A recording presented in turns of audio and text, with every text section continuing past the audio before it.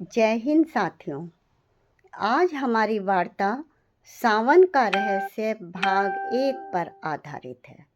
विषय है भगवान शिव को सावन ही सबसे प्रिय क्यों है।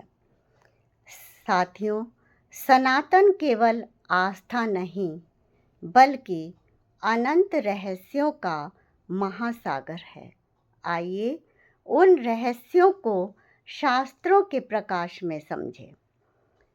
यदि मैं आपसे कहूँ कि अधिकांश लोग सावन का महत्व जानते तो हैं, लेकिन उसका वास्तविक रहस्य नहीं जानते, तो क्या आप विश्वास करेंगे?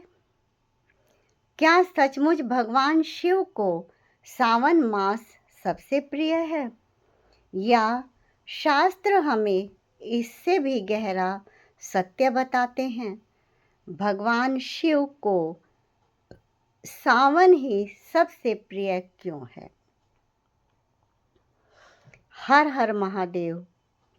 सनातन धर्म में 12 महीने हैं। प्रत्येक महीने का अपना महत्व है। प्रत्येक मास किसी न किसी देवी देवता की उपासना के लिए विशेष माना गया है। किंतु जब श्रावण मास आता है तो पूरा भारत शिवमय हो उठता है। मंदिरों की घंटियां, बोल बम के जय घोष, शिवलिंगों पर जलाभिषेक, व्रत, उपासना और कावड़ यात्राएं आदि आदि, मानो संपूर्ण वातावरण भगवान शिव की आराधना में डूब जाता है। लेकिन एक प्रश्न आज भी करोड़ों लोगों के मन में अनुत्तरित है, यानी उत्तरहीन है। आखिर 12 महीनों में केवल सावन ही भगवान शिव को सबसे प्रिय मास क्यों माना गया? क्या यह केवल एक धार्मिक परंपरा है? क्या इसका कारण केवल वर्षा ऋतु है, या इसके पीछे कोई ऐसा शास्त्रीय और आध्यात्मिक रहस्य छिपा है जिसे हम सुनते तो आए हैं पर कभी गहराई से समझ नहीं पाए? आज हम इसी रहस्य का पहला द्वार खोलेंगे। प्रकृति हमें पहला उत्तर देती है। सावन केवल कैलेंडर का एक महीना नहीं है, बल्कि प्रकृति के नवजीवन का समय है। तपती हुई धरती वर्षा से शीतल हो जाती है। सूखे वृक्ष पुनः हरित हो उठते हैं।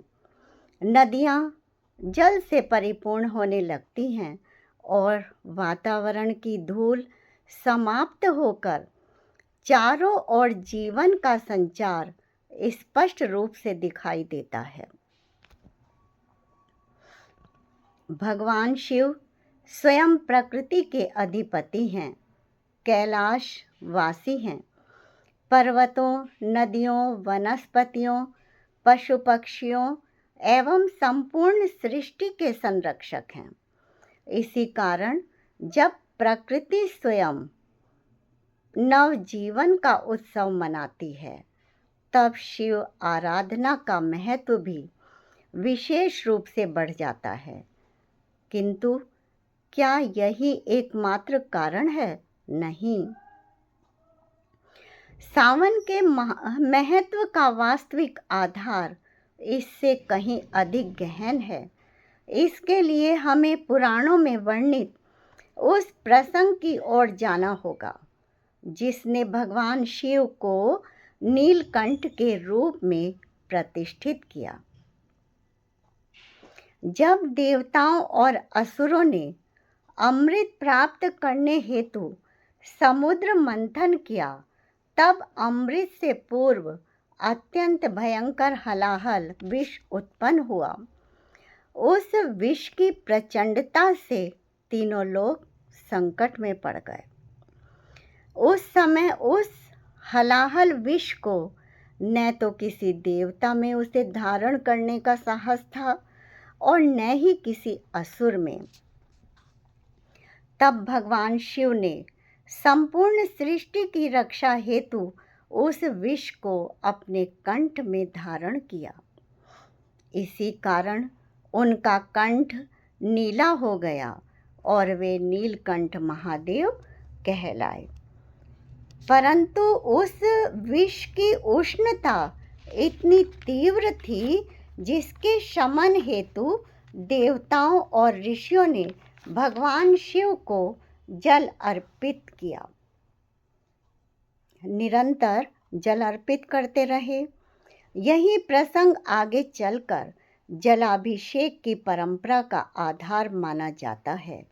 किंतु यहाँ एक प्रश्न और उत्पन्न होता है, यदि जलाभिषेक का संबंध समुद्र मंथन से है तो फिर गंगा जल ही क्यों, और कांवड़ में जल लाने की परंपरा का प्रारंभ कब हुआ?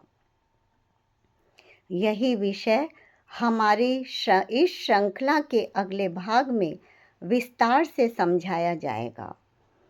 साथियों, ज्ञान यदि जीवन में उतर जाए तभी वह सार्थक है। फिर मिलेंगे सावन का रहस्य के अगले भाग में।